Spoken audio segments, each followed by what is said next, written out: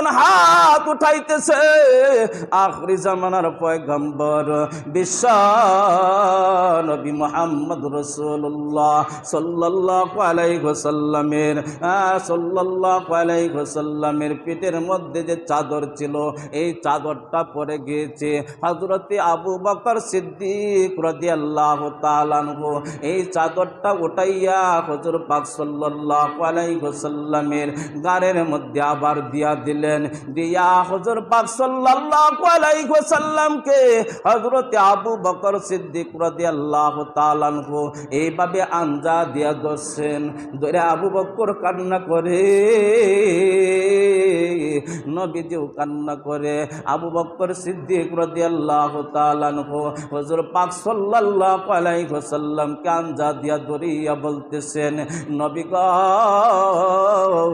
আর কান্না করিয়েন না গো নবীজি, আপনি